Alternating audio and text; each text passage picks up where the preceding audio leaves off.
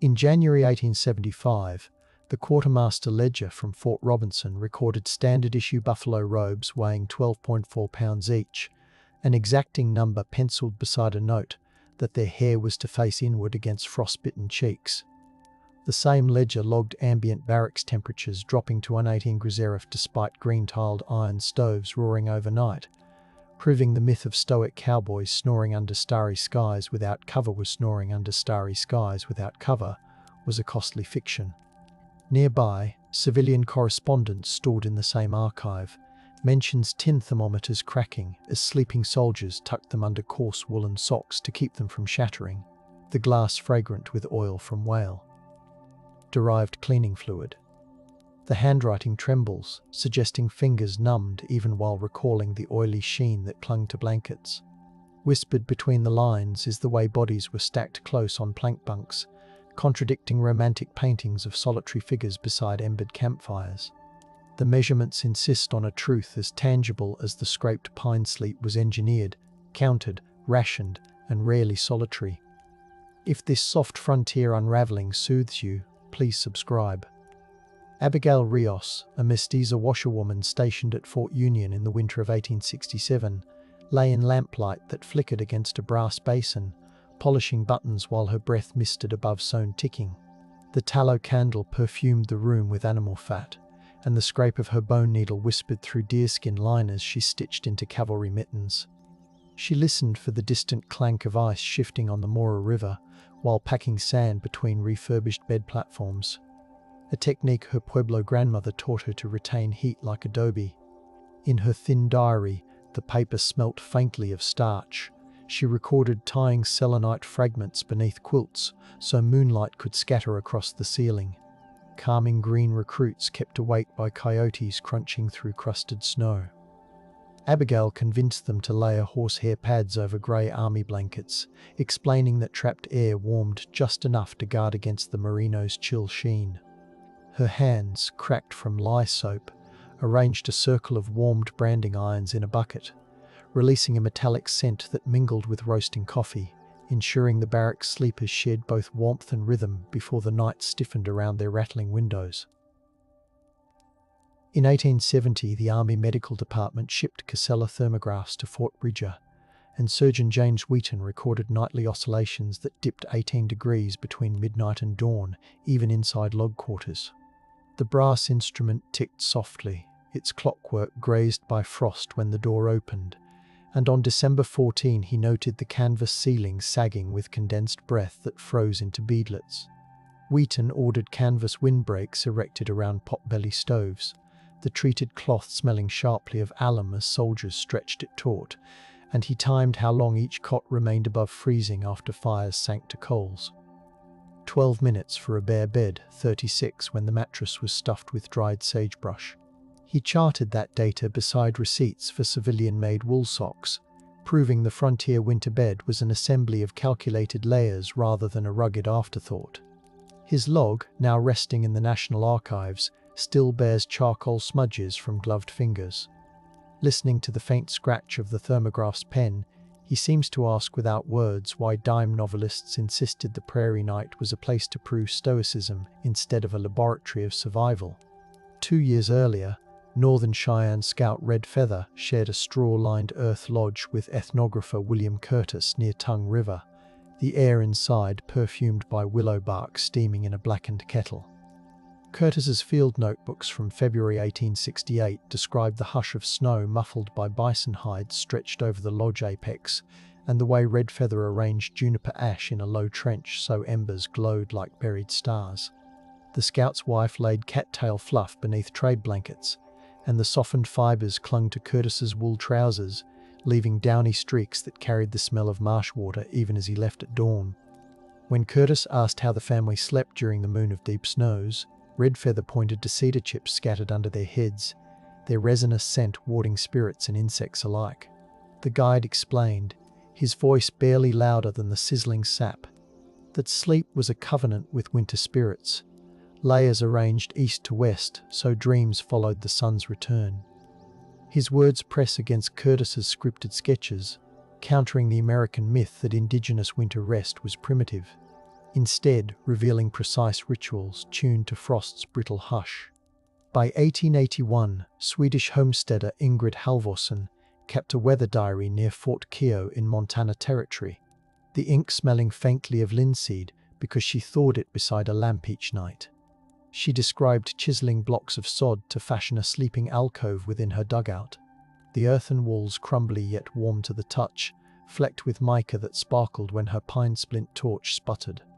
Ingrid lined her straw tick with felted scraps cut from sailcloth brought by Hudson Bay freighters, each piece still tasting of salt when damp frost licked the seams. She hammered spent ammunition shells into tiny bells, suspending them over her son's bedding so any shift in the door draft chimed softly, warning of gusts that could snuff their coals. Her Sunday entries mentioned draping copper kettles filled with boiled molasses over their feet, the syrup thick and fragrant, holding heat far longer than water. A trick she swore she learned reading a Norwegian almanac dated 1834. The effort granted them the power to sleep through wind shrieks that rattled their single-pane window, and she writes, "Sleep is a fortress of straw and song," insisting practical artistry, rather than brute endurance, preserved their family through the -30 gale. A Northern Pacific Railway surveyor named Thomas Belden tested Woolpile Heights along the Yellowstone in January 1883, using a yardstick marked in charred segments because ink froze too readily. His field notes rustle with grit, and he scratched in margins how the 3.5-inch pile retained heat 17 minutes longer than the 2-inch standard when exposed to a thermometer encased in mercury-streaked leather. Belden stationed a French-made aneroid barometer beside his rolled blankets to monitor pressure shifts that foretold night squalls, the device ticking like a muted clock in the dark. He measured charcoal pancakes placed inside canvas pouches, each disc pressing warmth against his chest and exhaling a charcoal-sweet aroma. As frost rimed his beard, he wrote with numb fingers that he could feel the difference in breath. Humidity trapped beneath the thicker wool, its lanolin tang stronger, its loft resisting collapse. His data read as quiet rebellion against company law, that the railroad's tent camps were cozy. The numbers expose an improvisational engineering, granting exhausted survey crews the crucial luxury of staying asleep while sleet pecked at taut rope. Such measurements prove that raw courage was only the garnish atop meticulous thermal arithmetic. The wind still carried gunpowder soot, yet Philly-born laundress Mavis Pennington recorded the hush of Fort Ellis's midnight in 1874 as she set pig-fat lamps along wardroom aisles. She described the glow as honeyed, catching on icicles that dangled from the ceiling joints like glass fingers, and noted how the scent of boiled lye clung to the wool she wrung out barehanded. Her journal marks the exact hour, 2000 to 2000 m, when she stirred cedar shavings inside iron braziers positioned under stretchers to wick moisture from soldiers' boots. Mavis listened to the faint crackle of sap blistering off the shavings, then layered surplus ponchos over pillows stuffed with shredded newspaper, each page whispering headlines from St. Louis even as it absorbed sweat. She claimed that the rustle lulled light sleepers hardened by cannon drills, a paper lullaby. Her routine gave the ward the power to keep fevers at bay, as body heat no longer wickered into damp linens. Instead of the gunfight bravado sketched in newsprint, her reality was the slow orchestra of textiles, embers, and whispered hymns that coaxed rest from a hostile raftered night. Frost rests. Lanterns sigh. Cotton remembers every touch. In 1885 at the Bozeman Trail Junction, Chinese herbalist Lao Min set up a medicine tent stroked by the scent of dried chrysanthemum, offering railroad tie hacks and freighters heated sleeping bricks. His ledger, written in ink scented with sandalwood, details firing yellow clay bricks to 400 degrees Celsius in a kiln fashioned from salvaged stoveplates, then wrapping them in mulberry paper before tucking them into travelers' fur-lined boots. Snow squeaked outside, and Lau noted the contrast between the crisp night and the moist heat lingering against arches, ensuring sleep arrived quickly under patched quilts stitched with cobalt thread. He balanced Western pocket watches beside the bricks, recording that the warmth faded after 2 hours unless the brick rested atop a cedar plank, which extended comfort by 40 minutes thanks to resinous insulation. The ledger also mentions he infused cotton batting with tiger balm, its menthol bite clearing nostrils clogged by smoke, keeping breath slow. Lau, though rarely mentioned in town ledgers, gave itinerant labourers strength to survive sub-zero layovers, and his quiet expertise undercut the era's prejudice, proving cross-cultural craft was as vital as any revolver. A Paiute midwife named Narrow Water sheltered Mormon emigrants near Ruby Valley in January 1862, guiding them into willow shelters braided against a basalt outcrop that exhaled warmth through fissures. Her oral history, captured on Edison wax cylinder decades later, crackles with static yet carries the rhythm of wind-rattling sagebrush. She speaks of lining sleeping hollows with rabbit skins, their softness like river silt against skin, and explains how she ground sweet flag root, so its peppery scent masked the musk of unwashed bodies. The emigrants traded her iron nails, and she hammered them into the rock to suspend baskets of snow above fires, letting mist humidify the crisp air. When children whimpered, she hushed them with songs measuring the time it took embers to fade, every verse a timer. The cylinder also preserves the hush when she describes stepping outside to stir snowbanks over footprints, concealing their refuge from raiding patrols, not out of fear, but to protect the sanctity of sleep from intrusion. Her voice reveals respect for the night's sacredness, as if slumber itself were a treaty between strangers and land. In 1890, meteorologist Eleanor Fiske, stationed at Denver's Signal Service outpost, dispatched data bristling with precision about the High Plains' nocturnal cold snaps, pairing figures with observations of bedding experiments she orchestrated among telegraphers. She suspended a sling psychrometer above a cot layered with horsehair, its damp muslin wick releasing a mineral tang as it twirled, and logged how relative humidity plunged to 18% by dawn, leaving lips cracked and less coated with rendered bear grease. Fiske convinced operators to sleep in shifts with their boots inverted over a steam pipe that throbbed like a distant drum, preventing leather from freezing into rigid shells. Her precise telegraph at 3012 am. On February 8 reads, Subject 2, pulse steady. Wool felt retains 19 degrees more heat than government-issue muslin. Eyelids relaxed at 46 degrees Fahrenheit ambient. The men teased her for mothering them, but her records show sick days dropping, proving thermal strategy granted working power in an era when telegraph clicks stitched the frontier's heartbeat. She reflects in a margin note, comfort is a code, not an indulgence, tethering data to a philosophy that still hums beneath the brittle spark of winter wires. An 1879 investigative report by journalist Horace Glidden sniffed through the reputed opulence of Deadwood's Winter Palace Hotel, finding instead drafty walls and moth-eaten coverlets that rustled like dried leaves. He measured the guest rooms with a pocket thermometer sliding beneath the doorframe, the bulb cooling to 22 degrees F within minutes despite a coal stove groaning in the hall. Glidden described the stubborn smell of unwashed bear rugs, their fur stiff with frost, and wrote of gamblers huddled under velvet curtains repurposed as blankets, the fabric tasting faintly of copper from spilled whiskey. He interviewed a hotel laundress who whispered that management ordered her to leave the windows unsealed so cigar smoke could escape, a choice that allowed sleet to needle guests' cheeks as they slept. Her testimony was excised in the final print edition, suppressed because the proprietor bought advertisement columns, but the manuscript survives, edges singed. It reveals that the glamour sold to Eastern readers was a marketing sleep, hiding the reality of chattering teeth and improvised insulation. The suppressed truth surfaces like creaking floorboards, reminding us that reputations often silence the night's real engineers, the women who begged for nailed shutters and thicker quilts. Salt crusts whispered along the edges of a cattleman's journal discovered near Abilene, Kansas in 1902, written by Tejano drover Mateo Alvarez, who camped beside the frozen Smoky Hill River during the blizzard of 1871.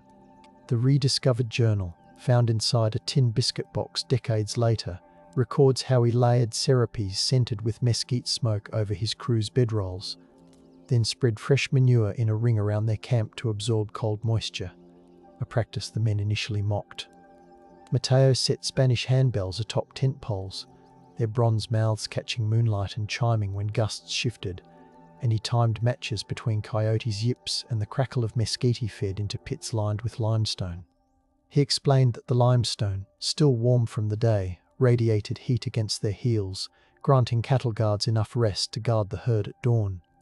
The journal had been hidden by a foreman embarrassed to admit reliance on Mexican tricks, but its rediscovery by Mateo's granddaughter in 1902 finally credited his ingenuity, a cycle revealing how prejudice chilled recognition until family memory thawed it again. Snow hushes. Ash smolders. Footsteps fade. Swiss geologist Henri Dufour traversed the frozen San Juan Mountains in 1879, cataloguing mineral veins by day and, at night, measuring the insulating qualities of ore sacks filled with crushed pumice. His field report, latticed with contour sketches, mentions the sulphurous scent of nearby hot springs mingling with the musk of wet wool as he repurposed assay pans into bed warmers heated over spirit lamps. The lamps hissed softly, halos of blue light quivering across tent canvas, and Dufour noted how pumice retained a gentle warmth, its porous texture almost velvety against his calves. He recorded temperatures with a Celsius thermometer imported from Geneva, the glass sweating when tucked under layered Hudson Bay blankets. Despite his scientific rigor, mining companies dismissed his advice to house workers in pumice-lined bunkhouses because the material was deemed too costly to transport. His manuscript languished in a Zurich archive until 1964, when a graduate student translating 19th-century exploratory texts flagged the overlooked section on sleeping technologies, rediscovering the blueprint for safer alpine camps. The loop from observation to neglect to revival underscores how sleepcraft knowledge can hibernate beneath corporate priorities until fresh eyes warm it awake. In 1869, Polish-Jewish tailor Sulim Karlin operated a dry goods stall in Laramie, stitching quilted ticking filled with shredded newsprint and goose down reclaimed from riverbanks. His account book notes the crackle of the paper stuffing, a sound he said calmed Union Pacific switchmen accustomed to telegraph chatter, and he rubbed each quilt with beeswax to repel melted snow, leaving a honeyed aroma. Sulim's sister Dina hefted iron goosenecked irons heated on the stove, smoothing seams while the iron's tang mingled with the sweet wax. Their quilts sold swiftly until a company edict insisted workers purchase official bedding branded with the railroad logo. Rather than fight openly, Sulim stitched his initials in hidden cross-stitches near the hem, a silent rebellion. The policy suppressed his livelihood, forcing him to pack unsold quilts in cedar chests whose scent clung to their folds. Decades later, during a 1937 Works Progress Administration interview, retired switchman Arthur Wainwright recalled retrieving those chests from an attic and rediscovering the quilt's layered warmth, marveling at the newspaper headlines from 1869 that still rustled inside. The quilt's second life affirmed the value of immigrant craft smothered by corporate uniformity until nostalgia pried open the lid.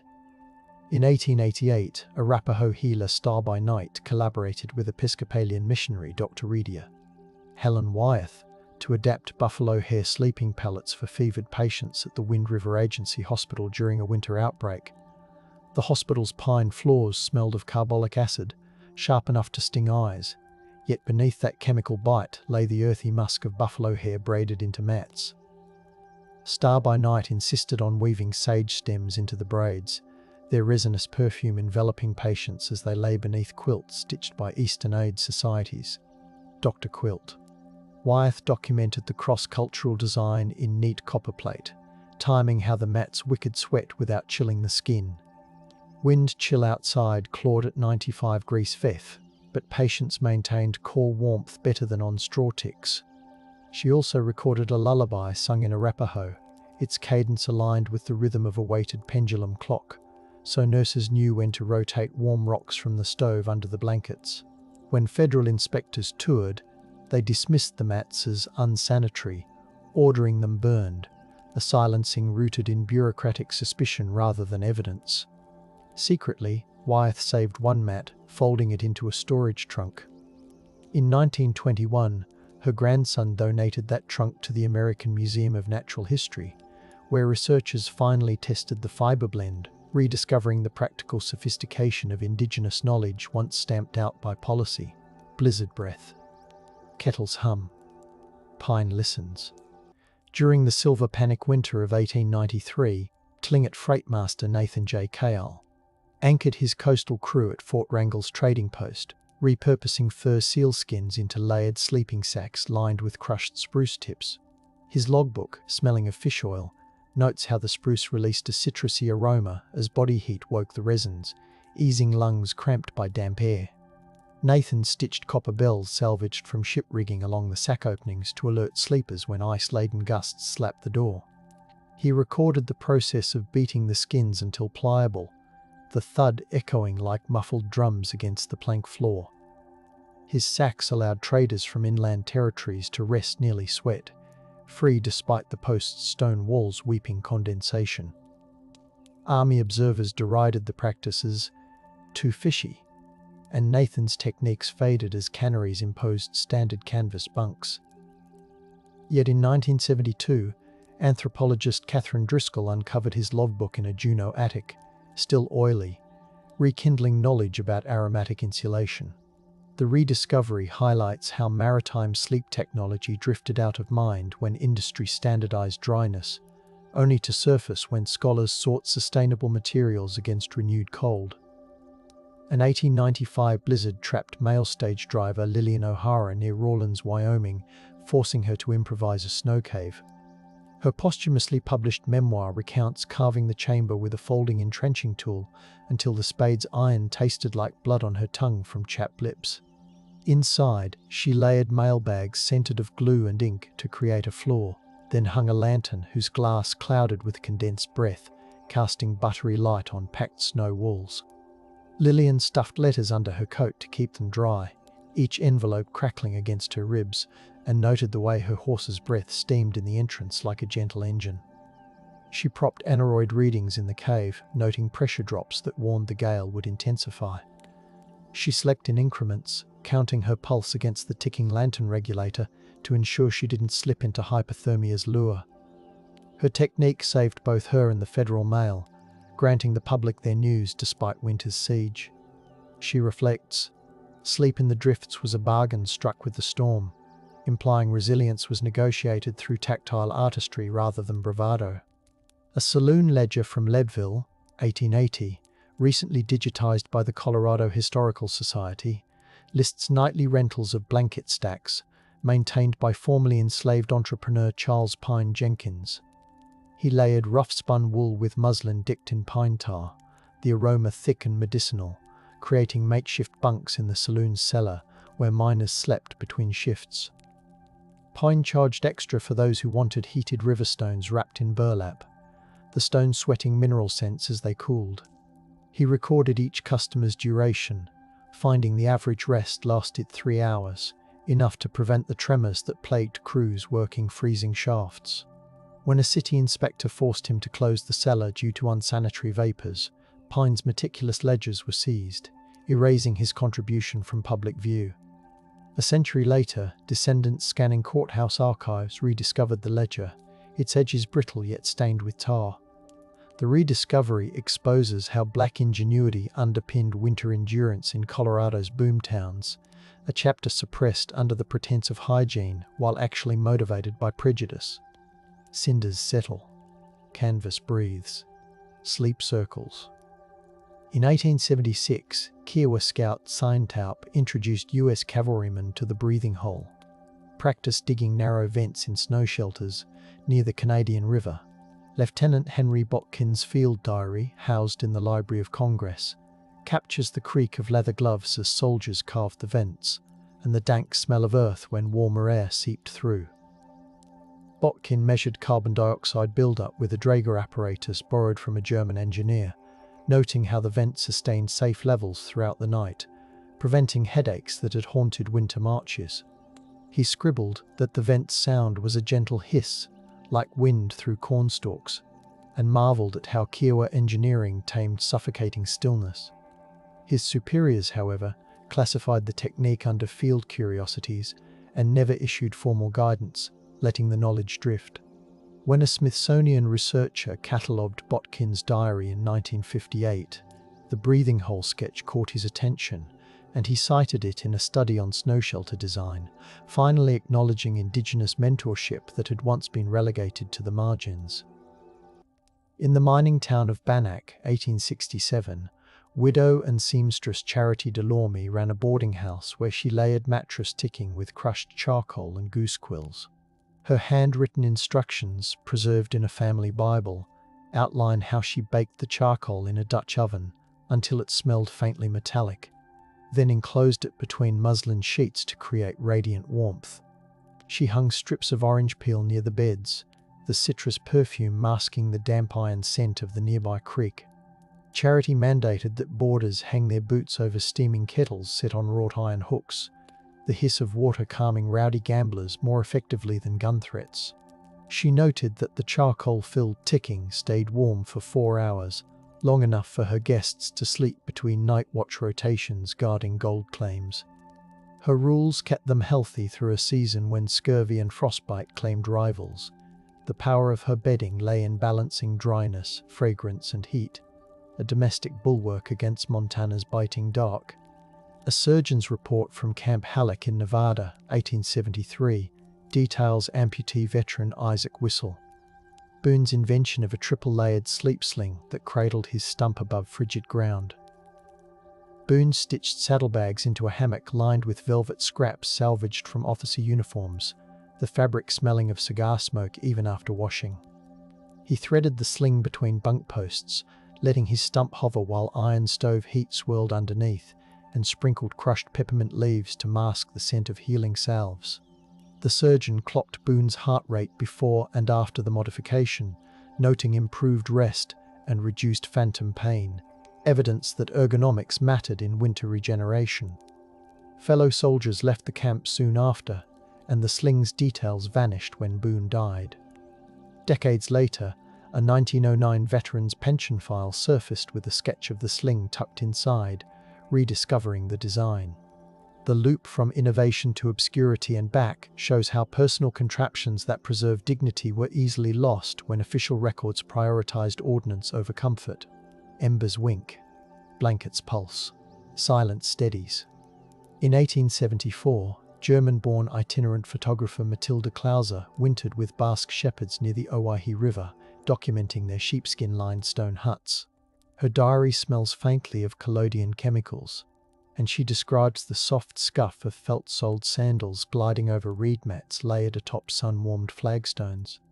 The shepherds wedged coals into terracotta jars, sealing them with cork that released a sweet, earthy scent as heat seeped overnight. Matilda noted the curious addition of garlic hung in braids against the door. Its pungency masked the damp lanolin aroma, easing sleep. She measured the hut's internal temperature using a Fahrenheit thermometer suspended from her tripod, discovering a steady 48 degrees Fahrenheit despite 10 W6. 10 W6x to the sex to by Bayaf winds shrieking outside. Her glass plates captured blurred images of men wrapped in crimson blankets, their faces glowing in lamplight. Sadly, the Basque community asked her to withhold publication, fearing cattlemen would steal their techniques. Her archive remained unseen until 1999 when descendants curated a gallery show, allowing the world to finally witness the interplay of stone, skin, and fragrant air that cocooned shepherds through brutal winters. In 1882, Salt Lake City, Danish midwife Ragnhild Sorensen assisted pregnant settlers lodged in unheated adobe chambers, devising a sleep wreath of braided rye straw soaked in rosemary infusion.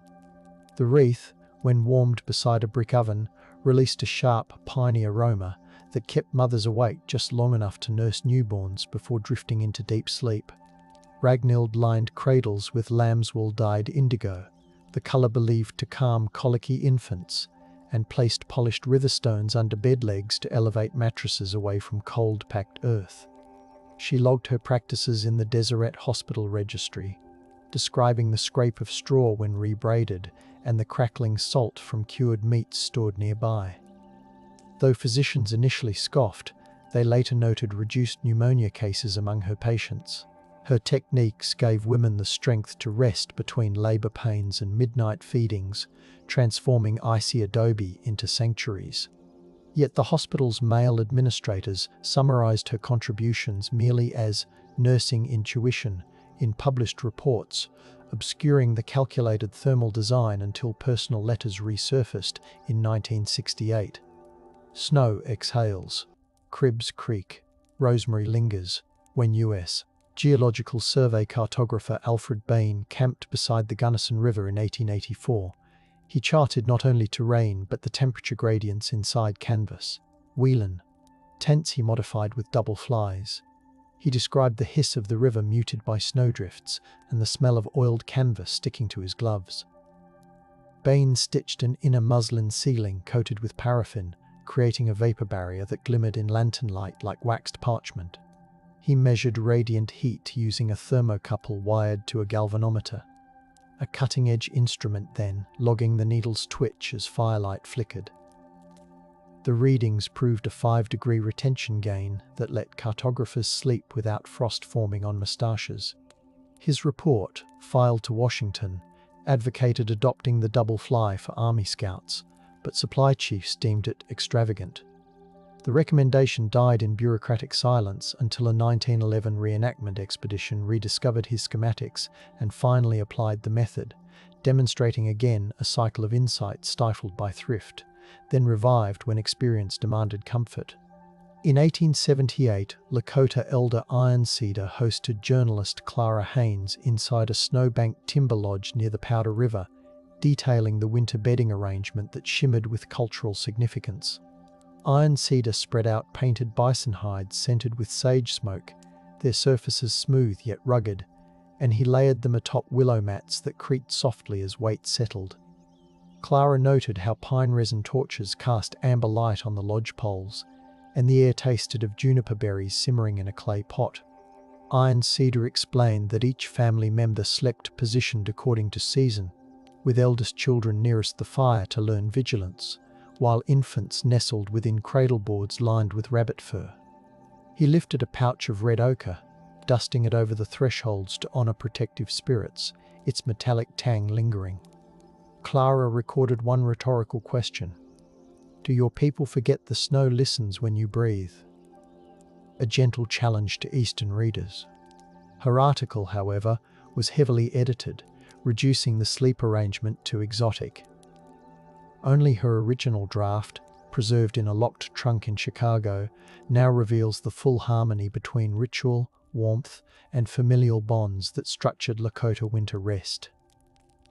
A ledger from the 1886 Dodge City Municipal Poorhouse lists allocations of coal quilts, a term referencing blankets interlaced with flannel pockets filled with pulverized charcoal.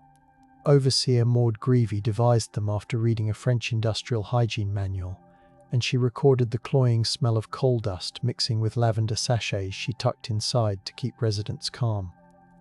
The quilts rustled like dry leaves as recipients shifted, and Maud noted how the charcoal distributed warmth evenly across frail bodies.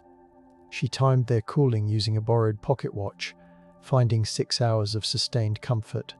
Despite success, city councilmen accused her of misusing coal supplies and ordered the quilts dismantled, suppressing a cost-effective solution out of political spite. Maud quietly sewed the pockets shut over themselves, preserving the design. In 1954, a historian reviewing Dodge City welfare archives stumbled upon her sketches, reviving interest in heat-retentive textiles. The rediscovery underscores how bureaucratic pettiness temporarily doused innovation, only for archival patience to relight it. Ice listens. Coals breathe. Lavender clings. During the winter of 1870, Comanche trader Laami collaborated with Mexican blacksmith Pedro Ortega near Palo Duro Canyon to craft iron bed frames with hollow rails filled with heated sand. The workshop smelled of hammered iron and roasted chilies shared at midnight, and Laami's deerskin gloves creaked as he guided the bellows. Ortega's forge roared, sparks spitting like fireflies while they poured sand into the red-hot tubes. At night, the frames radiated warmth, the rails clicking softly as metal contracted. Families sleeping atop buffalo hides felt a steady glow against their calves, a luxury compared to cold ground. Their partnership ended when the US Army forced layoffs, citing resource conservation, effectively suppressing the hybrid technology. In 1987, archaeologists excavating the canyon unearthed a fragment of the hollow rail, still packed with fused sand, validating oral histories dismissed for generations. The discovery loop completed, revealing how cross-cultural craftsmanship engineered long-lasting warmth before policy severed the collaboration. A letter penned in 1889 by Yakima interpreter Maria Running. Fawn describes guiding ethnobotanist Frederick Coville through winter lodges near the Columbia Plateau. She detailed the scent of camas root steaming in pit ovens, a sweet aroma mingling with smoke that blackened the rafters. Maria highlighted the cedar bark mattresses softened in river water, their fibers pliant as worn leather, and she explained how sleepers positioned quartz pebbles warmed by coals against temples to ward off headaches. Coville's published report skimmed these sleeping details, focusing instead on plant taxonomy, inadvertently silencing the ritual balance between nutrition, breath, and rest. Maria's letter, preserved in her family cedar box, later surfaced during a 1975 museum exhibition, rediscovering the interplay she had carefully described. The letter's resurgence reminded scholars that comfort technologies were as vital as food in surviving punishing winters, and the omission hinted at reverence. The community guarded certain knowledge, revealing only fragments until trust was earned. Wind mutters. Pebbles glow. Cedar sighs. In 1891, itinerant preacher Elijah Snowden journeyed through Utah Territory, chronicling nights spent in half-dug sod houses known as dugouts.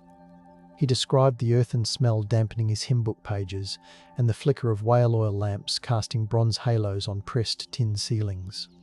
Families insulated their beds with feather ticks wrapped in ticking dyed with walnut hulls, releasing the scent of bitter chocolate.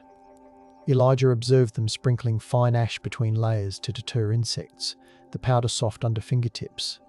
He measured interior humidity with a borrowed hygrometer, noticing moisture levels steadied at 45% when vents carved into the sod walls remained partially open, their edges rimed with ice yet necessary to keep lungs clear. He ruminated on how congregants knelt in the same spaces where they slept, blending devotion and rest. His sermons later emphasized that the body's need for warmth was as sacred as any scripture, yet church authorities downplayed such practical theology, preferring tales of martyrdom. Centuries later, historians reread his journals and rediscovered a gentle theology of blankets and breath. An 1872 survey of Fort Garland's Hispano settlers by ethnographer Charles Sipple catalogued mosquero curtains, goat-hair drapes hung around beds to trap heat. Sipple noted the musky scent of the hair, softened with rosemary water, and the way the curtains swayed like soft bells when night breezes slipped through adobe cracks. He sketched women weaving on upright looms, their fingers stained with indigo as they hummed corridos that blended with the rhythmic thump of loom beams. The curtains, he observed, reduced drafts so effectively that interior temperatures stayed 10 degrees warmer. Yet territorial officials dismissed them as superstitions, ordering homes to adopt American furnishings for appearance's sake, a suppression under the guise of civilization. In 1935, a photographer capturing New Mexican folkways found preserved mosquero curtains in a storage trunk, photographing their intricate knots and sharing the images in national magazines. The rediscovery looped the practice into public appreciation, validating generations who had quietly kept weaving despite official disdain. Night leans, looms sigh, heat lingers. In 1877, Bohemian glassblower Anton Novak wintered in Idaho City, crafting double-walled glass bottles intended to function as bedwarmers. He blew molten glass until it shimmered like amber, the workshop heavy with sand dust and wood smoke. Each bottle bore etched snowflakes, and he filled them with boiling water, corking them with spruce stoppers that perfumed the air. When placed under quilts, the bottles glowed faintly, emitting a soft clink as water sloshed. Miners purchased them eagerly until a wagon mishap shattered a shipment, prompting investors to deem the design too fragile and abandon production. Anton's notes, stained with soot, describe his disappointment. In 2001, local historians cataloguing mining artifacts found one intact bottle buried in a refuse heap, its interior still bearing mineral deposits. Modern glassmakers admire its craftsmanship, rediscovered proof that artistry once warmed the Wild West night before economics chilled the venture. A US Signal Corps camp near Helena in 1886 appointed Corporal Jacob Fujikawa to experiment with Japanese futon techniques adapted to Montana climes. He layered cotton batting with rice straw imported via San Francisco, the smell earthy and faintly sweet, then wrapped the futon in canvas treated with linseed oil. Jacob noted the satisfying thump as he beat the mats each morning to redistribute fibers, preventing mold. He recorded results in precise columns. Futons retained heat better than straw ticks when paired with bear-hide throws, and soldiers reported fewer backaches. Despite success, superiors considered the practice too foreign and ordered a return to regulation cots, suppressing the experiment. Jacob mailed his notes to his brother in Yokohama, who published them in a local newspaper. A century later, researchers studying Trans-Pacific cultural exchange cited the article, rediscovering how Japanese technique briefly softened Rocky Mountain barracks. The knowledge crossed the ocean twice, reminding us that sleek craft migrates even when authorities resist. Frost sighs. Straw listens. Memory glows.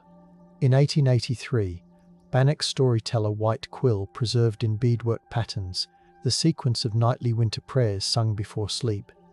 Each bead colour corresponded to an herb burnt beside bedding: blue for sage, red for cedar, white for sweetgrass, their aromas layering like soft chords. Anthropologist Lydia Hart copied the bead legend into her notebook, describing the crackle of the herb bundles and the way smoke curled against bark walls. She also noted the tactile comfort of bison robes lined with smoked salmon skin, lending a faint savoury scent that repelled insects even in cold months. When Lydia submitted her report, editors removed the musical analysis, fearing readers would fetishize the ritual. Her notation faded in obscurity until 1995, when ethnomusicologist Daniel Reyes found the original pages tucked inside a book at an estate sale. The rediscovery allowed the rhythmic sequence to be sung again, revealing how scent, song and fibre interlaced to coax tranquil sleep. A cultural weave nearly unravelled by editorial caution. In 1871, Cornish miners in Butte fashioned cousin jacks, rope hammocks set above thin tin pans filled with embers. Miner Gwyneth Trelawney wrote letters home describing the metallic clang as she adjusted chains and the acrid smell of coal dust mixing with peppermint oil she dabbed under her nose to mask fumes. She lined the hammocks with felt soaked in lanolin, ensuring warmth hugged her spine. Gwyneth recorded how the tin pans radiated heat upward, allowing her to sleep in air otherwise brittle enough to freeze spittle mid-fall. Her letters, however, never reached Cornwall. A mining superintendent intercepted them, worried tales of harsh conditions would deter recruits.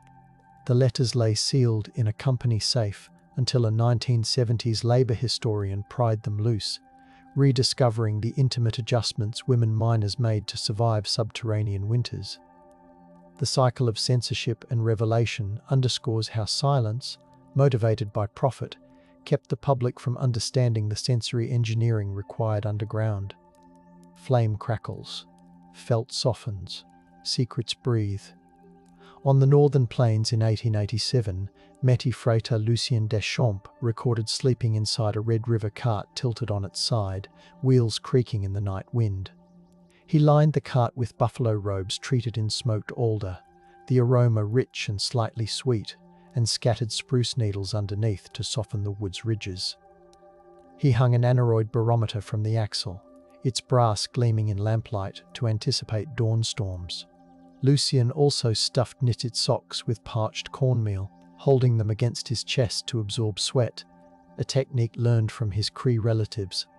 His logbook, kept in French, remained unread in a Manitoba church trunk until 1982, when translators uncovered its details. The rediscovered passages reveal how mobility shaped winter sleeping practices. The cart became a cradle of warmth, proving ingenuity flourished wherever wheels met snow, even when official histories favoured station houses over itinerant life. In 1899, a tuberculosis sanatorium near Santa Fe experimented with cloud beds, outdoor sleeping platforms hung with gauze to promote fresh air cures. Nurse Estelle Big Crow reported how the night frost glittered on the gauze, making it shimmer like thin ice, while kerosene heaters hummed at the platform's foot. Patients inhaled the resinous aroma of nearby piñon fires, and Estelle recorded the rustle of gauze when coyotes bayed. She lined mattresses with felted goat hair to resist dew, noting improved rest rates. Yet when funding waned, administrators dismantled the platforms, claiming the gauze looked unseemly. Estelle's diaries, rediscovered in 2008, highlight how fresh air ideologies adapted by incorporating indigenous knowledge about airflow and scent. The cycle from bold experimentation to budgetary silence and back into scholarly view reflects how economic chill can freeze progress until a patient historian thaws the record. Night stirs, gauze glows, breath steadies. In 1866, humming telegraph wires above Fort Benton accompanied the meticulous notes of telegrapher Samuel Park, who recorded the creak of bunkhouse hinges every time the temperature plunged below 30 degrees Fahrenheit. He described sleeping atop bales of buffalo hair destined for eastern markets, their prickly texture softened by canvas soaked in boiled linseed oil. Samuel tucked a tuning fork under his pillow, its metal cold as he tapped it to ensure fingers retained sensation. The fork's hum vibrated through skull bones, reminding him he was alive in the icy quiet. He brewed coffee until its bitter aroma filled the room, then poured it into stoneware jugs he rolled in blankets at his feet. When company directives later prohibited using sale goods for bedding, Samuel's technique vanished from official logs. Decades later, a Telegraph reunion pamphlet recounted his story, reviving knowledge that commerce goods often doubled as life-saving bedding when the Missouri River froze shipments. In 1880, Durango, black barber Elijah Reese operated a sleep parlor. Behind his shop, offering night porters heated iron combs wrapped in velvet to warm their hands before bed. The shop smelled of bay rum and singed hair, and Elijah noted the faint clatter of the adjacent train yard like a percussive lullaby. He lined cots with newspaper dipped in vinegar to neutralize sweat odors, the sour scent sharp yet cleansing. Elijah's business records show how the warmed combs, when slipped into sleeves, acted as crude heating pads, letting porters rest without numb fingers. City officials eventually shut the parlor, citing zoning laws, erasing his innovation from public memory. Only when a descendant displayed the velvet-wrapped comb at a heritage fair did historians recognize this fusion of grooming tools and sleep aids, rediscovering a microeconomy that sustained black laborers through frigid railroad nights. Rails hum. Combs glow. Vinegar clears. An 1873 ledger from Santa Fe's Sisters of Loretto School documents how the nuns crafted feather-filled comfort loaves, oblong pillows heated in bread ovens once the day's baking finished. The loaves smelled of yeast and ash, and novices carried them with flour-dusted aprons, placing them at students' feet in dormitories lined with adobe walls. Sister Agnes measured the temperature using a mercury thermometer borrowed from the infirmary, ensuring the loaves cooled to 120 degrees Fahrenheit before distribution to avoid burns. They absorbed dampness from stockings, keeping toes warm enough to stave off chilblains. When a fire inspector misinterpreted the practice as a fire risk, he banned it, and the sisters returned to standard blankets. In 1996, restoration workers found a handwritten recipe for comfort loaves tucked into a hymnal, reviving awareness of the technique. The discovery loop highlights how cautionary regulation, though well-intended, can extinguish gentle innovations until documentation rekindles them. A 1901 oral history from Hopi elder Morning June recounts her youth in the 1870s, when villagers constructed ceremonial kivas used as winter sleeping chambers during specific rites. She described descending ladders carved smooth by hands, the air perfumed by burning cedar and fermented blue corn. The sandstone walls radiated stored heat, and she remembered the soft thud of dancers' footsteps above as she drifted to sleep on sheep pelts. Morning June mentioned sprinkling ground turquoise at the threshold, a shimmering dust that symbolized dawn light even in darkness. Ethnographers initially omitted these sleep details, focusing only on ritual. Later rediscovery of her recordings by Pueblo scholars reframed kivas not just as sacred spaces, but as engineered warm refuges, reinforcing the theme that ritual and rest intertwined intimately. It shows reverence prompted her earlier silence. Certain secrets remained hush until listeners proved respectful. Heat sighs, stone holds, turquoise glints. During the 1885 cattle die-off known as the Big Die-Op, black cowboy Rufus Mayfield sheltered under an overturned chuck wagon near Miles City, stuffing canvas gaps with hanks of frozen prairie grass. His trail diary, scented with grease stains, recounts how he packed the grass until it prickled like quills, then draped a tarp soaked in coffee to mask the odor of nearby carcasses. The tarp steamed when heated stones were placed beside it, releasing a roasted scent that steadied his nerves. Rufus set his harmonica on the wagon floor. The metal chilled his lips when he played low notes to soothe restless horses. Sleep came in bursts, each accompanied by the crack of distant ice-laden tree limbs. His diary emphasizes that music, scent, and improvised insulation granted him strength to round up survivors at dawn. The entry faded from print until a modern anthology of African-American cowboy narratives reprinted it, rediscovering a winter survival strategy long overshadowed by heroic gunfights. In 1894, saloon pianist Eleanor Choate toured Montana's mining camps, noting in letters to her sister how boarding houses supplied coal roses, briquettes shaped like blossoms to warm beds. She described their asphalt smell, mellowed by sachets of crushed lavender tucked beneath pillows. Eleanor listened to the soft crumble as the briquettes cooled, and she wrote that the silhouettes looked like dark peonies on white linen. Her letters mention convicts at nearby Deer Lodge Penitentiary producing the roses, their labor hidden behind brick walls. When the prison fire of 1900 destroyed manufacturing records, the coal rose story vanished. A century later, preservationists found one intact rose embedded in collapsed brickwork, its layers still faintly perfumed. The rediscovery reconnected prison industry with civilian comfort, revealing how forgotten labor warmed strangers through howling winters. Coal blooms, lavender drifts, pianos hush. In 1872, Army Scout Thomas R. Tommy, Birchfield of mixed Choctaw and Irish heritage, developed a shadow tent, a double canvas lean-to lined with black-dyed muslin. Her field notes explain that the dark lining absorbed scarce sunlight, radiating warmth as night fell. The muslin smelled of walnut hull dye, earthy and slightly bitter, and she rigged the tent using willow poles that creaked softly in gusts. Tommy placed snowshoes against the entrance to deflect spindrift, and she scattered goose down over pine bough bedding, the feathers fluttering like snowflakes. She measured interior warmth with a simple alcohol thermometer, and recorded a 6-degree advantage over standard tents. Commanding officers mocked the black interior as symmetry chic, suppressing adoption.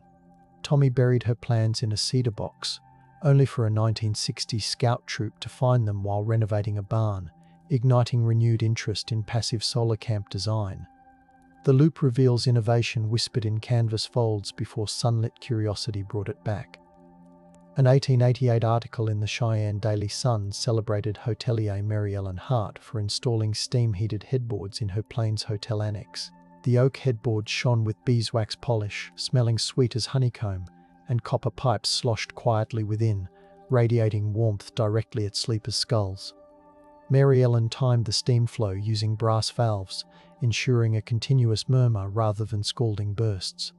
Guests reported deeper sleep, their dreams free from teeth chattering interruptions. However, a rival hotelier spread rumors that the steam carried disease, and guests dwindled. Hart dismantled the headboards, selling the copper as scrap. Decades later, renovation crews found pipe channels in the walls, and archived newspaper ads confirmed the installation. Historians now cite her design as an early example of localized radiant heat, rediscovered after competitive slander chilled its reputation. Steam whispers, oak gleams, dreams settle. In 1868, Santa Fe trader Miguel Cordova documented Pueblo neighbors creating light quilts woven with threads coated in mica dust. The quilts shimmered in lantern light, scattering reflections that mimicked starlight on canyon walls. Miguel wrote of the dry, mineral smell of ground mica and the gentle rasp of threads between calloused fingers.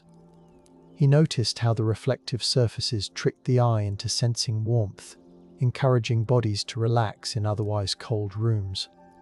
When territorial officials taxed mica mining, production dwindled, and the quilts faded from markets. Only fragments remained until 2005, when archaeologists found mica-coated fibers in a family chest.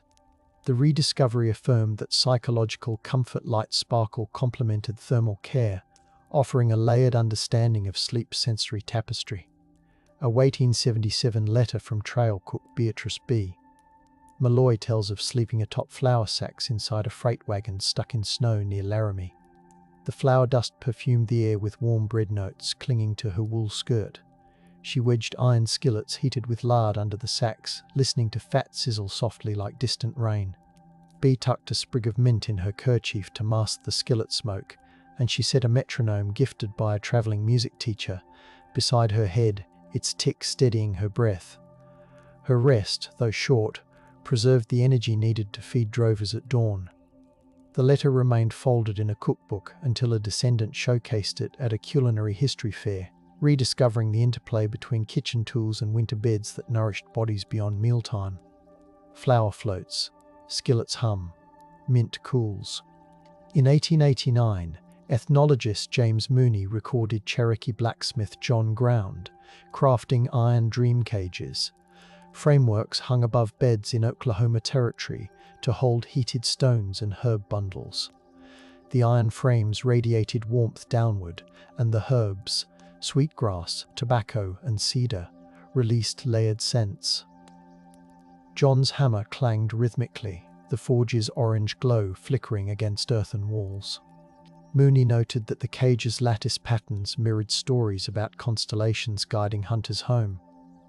When relocation pressures intensified, many families buried the cages to keep them from confiscation.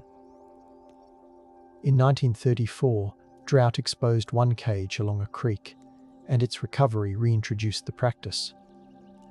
The cycle of concealing for reverence, then unearthing, illustrates how protection from oppression can veil knowledge until nature itself lifts the cover. A 1892 memorandum from Yellowstone's Norris Geyser Basin Ranger Station details how Shoshone guide Willow Snow taught rangers to heat volcanic pumice stones in geyser runoff before placing them in canvas bags at their feet. The stones hissed sharply when lifted from steaming pools, releasing sulfur scents that clung to blankets.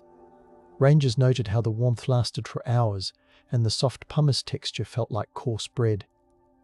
Park administrators later banned the practice, citing potential geyser damage, effectively sealing the knowledge. In 1976, geothermal researchers interviewing elders learned of the method anew, rediscovering a sustainable approach that balanced respect for sacred springs with survival needs, albeit now practiced in controlled forms. Mist coils. Stones glow. Sulfur lingers. Caroline Lark. Svensson, a telegraph matron stationed at Fort Shaw in 1886, engineered sleep music by suspending violin strings over stove vents so warmed air plucked them faintly. The whispering vibrations, barely audible, soothed telegraph trainees rattled by wind keening outside. The strings smelled faintly of rosin, and the air tasted metallic from coal stoves. Lark measured pulse rates before and after the nightly ritual, documenting reductions in restlessness. Commanders tolerated the experiment until strings snapped and struck an officer, after which they ordered removal. Her notebook, rediscovered in 2015, demonstrates how auditory texture joined thermal comfort, reminding us that gentle soundscapes held power in stark winters. In 1900, Nez Perce Elder Bright River shared with missionary Dr. Samuel McKean the practice of digging shallow breathing beds, lined with heated river stones and cedar boughs during brutal winters near WWII. The cedar smell was sharp, almost citrus, and the stones crackled when moisture touched them. Bright River explained that sleepers inhaled air filtered through the bowels, staying moist enough to prevent bleeding noses. McKean recorded the method but hesitated to publish, fearing cultural appropriation. His notes remained private until descendants donated them to a tribal museum, where they were interpreted by community historians, affirming that reverence, not secrecy, initially kept the knowledge hushed. Cedars murmur, stones exhale. Breath deepens. In 1873, Georgia-born freedwoman Lucille Harper ran a Denver laundry where she devised steam cradles for infants of railroad workers. She placed wicker baskets over kettles emitting gentle plumes, the steam perfuming the room with starch and lye.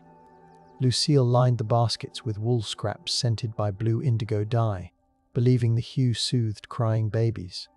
She timed steam bursts with a pocket watch, ensuring moisture never dampened the blankets. The cradles let mothers rest while snow pelted the windows. A city inspector closed her operation for lacking official licensing, silencing the practice. In 1990, a local historian compiling African American business registries found testimonies praising Lucille's cradles, reviving recognition of her quiet engineering.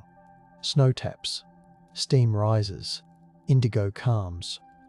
An 1881 diary from prospector Jebediah Cole recounts sleeping inside a mine drift near Virginia City, lining walls with gunny sacks filled with sawdust soaked in whale oil. The smell was pungent, almost rancid, yet it waterproofed the sacks, and he noted the muffled crunch when leaning against them. He placed a French clockwork heat regulator acquired from a travelling peddler beside a small brazier, its gears ticking like a heart. The regulator dripped alcohol at intervals, feeding the flame and preventing smoke buildup. Such precision gifted miners a stable warmth in treacherous tunnels. The device broke, and without parts the method lapsed. Only when mining museums displayed the regulator decades later did visitors grasp how technology and scent coalesced underground to cradle sleep. A 1898 ledger from Fort Hall Reservation school documents matron Ellen Two Clouds creating star quilts with alternating layers of wool and muslin painted with natural dyes that glowed faintly under lamplight. She infused them with prairie turnip starch, lending a nutty smell and stiffening the fabric against drafts. Students described the quilts rustling like autumn leaves. When federal inspectors accused her of misusing supplies, she was reassigned, and the quilts disappeared from records. In 2003, quilters reviving star patterns interviewed elders who remembered Ellen's work, rediscovering the sensory warmth these quilts provided, along with the pride they instilled in children sleeping far from home. Lanterns flicker, starch sweetens, quilts shine. As the 20th century approached, Wyoming sheep rancher Thomasina Bell installed wind-driven ventilators atop bunkhouses, the vanes squealing softly as they spun. She lined bunks with lanolin-rich wool, the smell musky yet comforting, and hung cobalt glass bottles filled with hot water from hooks near the headboards, casting blue light across the room. The ventilators whisked away smoke while preserving warmth, a balance she measured using sling psychrometers stolen moments before bed, their damp muslin slapping softly in the air. Ranch hands initially grumbled at the eerie blue glow, but later prized the restful nights. When Thomasina sold the ranch, new owners removed the contraptions, preferring cheaper solutions. Agricultural historians unearthed her journals in 1989, rediscovering a fusion of airflow engineering and chromatic therapy that once lulled weary herders. A 1905 homesteader reunion recorded Scottish immigrant Angus MacLeod's recollection of 1870s winter nights spent in sod houses near the Yellowstone. He spoke of woolen sleep socks, knitted with copper wire threading, the metal warming quickly near the hearth and holding heat against toes. The socks crackled softly when bent, and he remembered the metallic tang on his hands. Angus explained that copper symbolized prosperity. Wearing it to bed felt like a blessing. His memory was nearly forgotten until a textile conservator replicated the socks, confirming their thermal efficiency. The rediscovery fused cultural symbolism with practical warmth, showing how meaning and comfort intertwined. Copper warms, wool whispers, blessings rest. On the high plains of 1884, Mexican healer Rosa Lujan tended to sheep shearers by brewing chocolate spiced with cloves, the aroma filling adobe walls where men slept. She dipped wool blankets into the chocolate's froth before wringing them out. The residual fat softened fibers and trapped heat. Rosa timed the process with a rosary, each bead a heartbeat. She listened to breaths slowing under the cocoa-scented covers and believed the sweetness guarded dreams. Priests chastised her for indulgence, pushing the practice underground. In 1978, culinary historians interviewing her descendants rediscovered the technique, acknowledging indulgence as resilience when nights bit hard. Chocolate sighs, cloves tingle, dreams sweeten. As railroads pushed westward, 1892 conductor Hiram Patel introduced circular sleeping rotations, aligning crew rest with the rhythmic clatter of wheels. He installed cork-lined sleeping compartments within cabooses, the cork smelling of damp wine cellars and muffling rattles. Hiram hung brass gongs that rang softly when track joints clicked, syncing with breath. He documented fewer accidents after the change, proving rhythmic sleep preserved alertness. Company executives later replaced cork with cheaper pine, erasing his innovation. When rail enthusiasts restored a caboose in 2007 and uncovered cork remnants, Hiram's logbook surfaced, rediscovering the music of rail sleep he orchestrated. Rails pulse, cork hushes, gongs glow. Kerosene lamplight swayed over the final winter journals of botanist Sarah Vickers in 1899, camping near the Snake River to study alpine flora. She slept within canvas stiff from frost, wrapping herself in layers of goat wool, brushed with camphor oil, its medicinal scent sharp in her nose. Sarah tucked pressed flowers between blanket folds, believing their colors kept loneliness at bay. She timed her sleep in tandem with a pocket chronometer, listening to its metallic heartbeat amid distant wolf howls. Her notes linger on the question, is the warmth we weave enough to appease the mountains? She died that spring, yet her notebooks survive, encouraging us to consider warmth as both science and prayer. Snow hushes, blankets pulse. Silence carries the